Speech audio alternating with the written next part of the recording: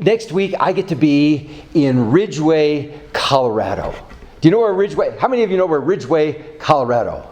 R-I-D-G, no E, W-A-Y. It's named after the guy who founded the town. It's down southwest, south of Montrose, Ouray, Telluride, kind of down in that area. And I'm going to be preaching at the United Church of the San Juans. Anybody been there? Nobody. Oh. It's an ecumenical congregation that looks a lot like our congregation did 45 years ago. When we were called, do you remember what we were first called, Deb? High Mountain Parish. Remember Don Simonton? High Mountain Parish. The United Church of the San Juans is made up of Lutherans, Presbyterians, Methodists, and United Church of Christ. I had a chance to go down there, it would be 9 years ago, to conduct a Lutheran service. They were just kind of getting underway, and they were experimenting with different styles of worship. And for the last 10 years, they've had a Presbyterian pastor, a guy named Pastor Harry Strong, and which has been fine. But he called up a few weeks ago and he said the Lutherans are getting restless. They need a little traditional liturgy, and he said, would you mind coming back down? People still talk about you. 9 years ago, and we would love to have you back down here with us. And so I'm going to be going back down there. You love these folks. I mean, they're a lot like you, very caring. They're passionate about their congregation, passionate about the community in which they live. They've got a beautiful chapel, and the pulpit is an old tree stump. Don't you love it? An old tree stump. And as I recall, they make a great cup of coffee. And they love to laugh. They love to laugh. What I remember most, though, about my last time down there, in the middle of the service, before communion, when we have the prayers, their tradition is that the pastor comes down and asks them, all right, do you have any special prayer requests? Right? And so I did that. And lovely matron of the congregation, kind of sitting in the back, she raised her hand and she said, we need to be praying for Brother Calvin. And I made the mistake of saying, well, is there anything specific that we need to, that you want? And that opened the door, and out comes the story. And she said, Brother Calvin is a member of our congregation, and he's a 70-something semi-retired cowboy who has something of a wild side. Last night, she said, down at the saloon on Main Street, Brother Calvin, is always Brother Calvin, had one too many shots of Ripple. And a disagreement ensued with some of the other patrons there at the bar. And Brother Calvin went outside, got on his horse, and rode it in to the saloon. I am not making this up. And listen, after the service, I drove down to the Main Street Saloon, and yes, the door is big enough to get a horse and a rider into the saloon. So she says, she goes on, she says, he rides, and I think the horse's name was Pinky. He rides Pinky into the saloon, and an equally intoxicated young lady tries to climb up on Pinky's back and slides off the other side and falls and breaks an arm and cracks a rib. And the police are called. She was taken by ambulance to the hospital in Montrose. Report was filled out, and she said, I think the reason Brother Calvin isn't in church this morning is because he's either at home nursing the motherlode of all hangovers, or he's too embarrassed to be here. But she said, in any case, we need to be praying for Brother Calvin and for this gal who's still in the hospital. And nobody asked for prayers for Pinky. But I did mumble under my breath, Lord have mercy. Truth is stranger than fiction. Truth is stranger than fiction. And I stood there. We haven't had this. We never had anything like this in Denver. But the rest of the people, and there were about 50 people in the congregation, were all sitting there, very seriously. Yep. Ooh, yep. Like this was not news to any of them. Like this, this had happened before. And I remember wondering to myself, what kind of a conversation are we going to have around the coffee pot after the service? Strange as it may seem, remembering that story got me to thinking about this gospel for this morning. Jesus tells a parable about a man who has 2 sons. He sent the older son out to work in the vineyard, and the son refused to go. But later on, he changed his mind, and he headed for the fields. Not knowing this, the father goes to the second son and gives him the same work that the older son had refused to do. And the son says he'll go, but he never steps foot in the field. Which son did the will of the father? Jesus asked. Which one of the 2 boys obeyed? And the chief priests and the scribes, they knew the answer to the question. It was the one who went to work, the one who headed out to the field. But Jesus interprets his own parable for them. And he tells them that prostitutes and tax collectors will enter the kingdom of heaven before they will. Why? Because as religious leaders, the priests and the scribes were known for their words. They were known for their words, but they were short on their deeds. After Jesus rose from the dead, after Easter, Christians told and retold this story. And it dawned on them that this was more than just an attack on the leaders of the synagogue.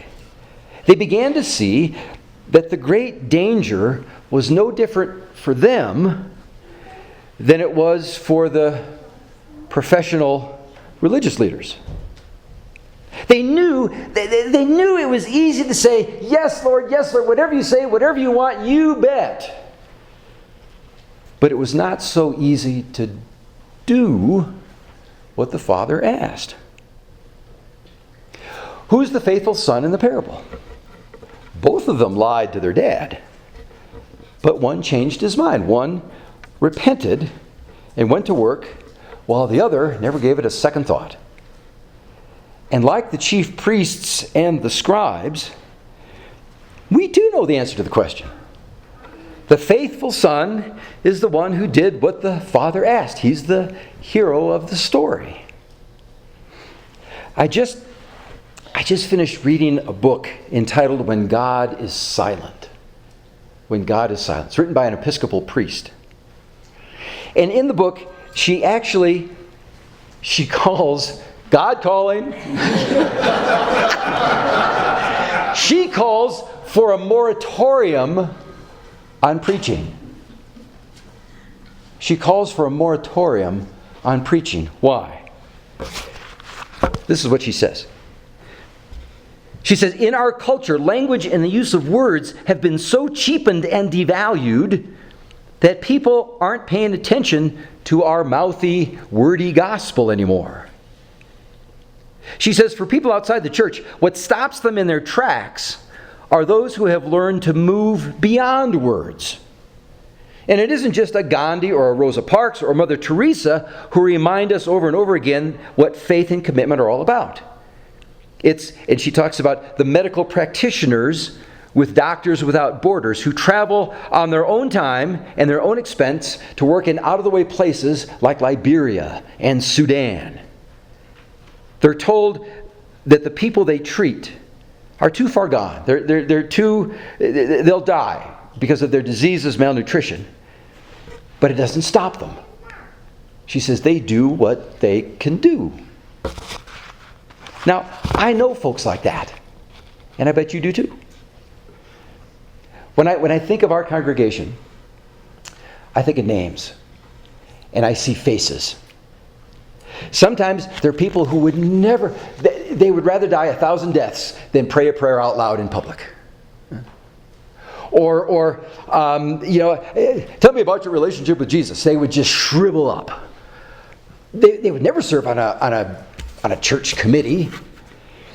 They have little formal education, but when somebody goes in the hospital, when somebody's been hurt and they're laid up at home, they're the first ones there with a casserole.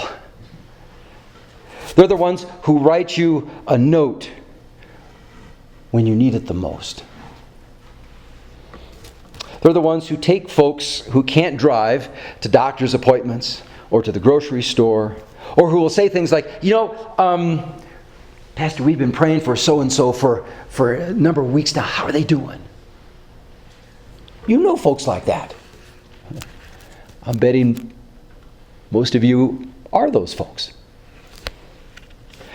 Which brings me back to Brother Calvin and why I'm looking forward to going down to the congregation next week. After the service was over, we all gathered around the coffee pot and the cookies, and one of the ladies had a bulletin that she'd received from a relative who attends Maranatha Baptist Church in Plains, Georgia. Any of you been to Maranatha Baptist Church in Plains, Georgia? No?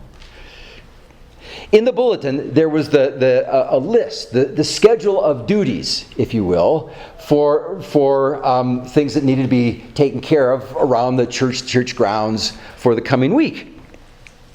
And she said as she read it, her eye stopped at this notice in the bulletin. Quote,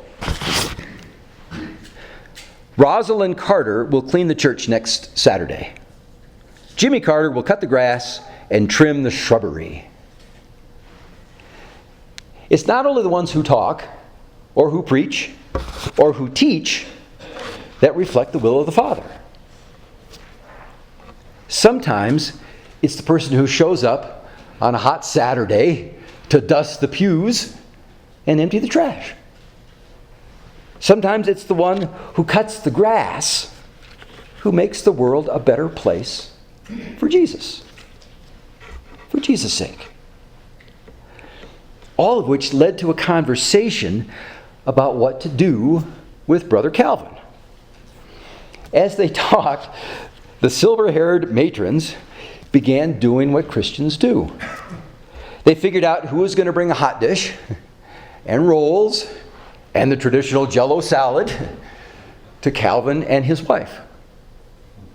Some others said, we'll go up to the hospital and we'll visit the gal who's in the hospital there.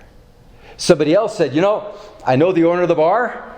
I'll go down and see if there's anything that I need to smooth over. And there was no snickering. There was no guffawing. There was none of that. Just folks like you, concerned and willing to put their concern into action. All of which reminds me that there are plenty of people in the world who are quick to say what they believe, who stand up for all the right things. And we've always had plenty of folks like that in the world. What God is in short supply of are people who will go where God asks them to go, and who will do what God gives them to do. Even if it goes against their most cherished convictions. As I said at the children's sermon, quoting that gloomy Dane, Søren Kierkegaard, Jesus wants followers and not just admirers. And like the two brothers in our parable, whether we say yes or no is apparently less important to God than what we actually do. The important thing is what our lives say. And truth be told, our lives are as easy for most people to read as the story of these two brothers in the parable this morning. Now, if you're wondering which one you are, if you want to tell the difference, it's really easy, okay? What you do after church this morning is you go home and you get a mirror, okay? Full-length mirror, they're the best kind. But any mirror will do. And look in the mirror, okay? Take a good long look in the mirror and ask yourself this simple question. Okay?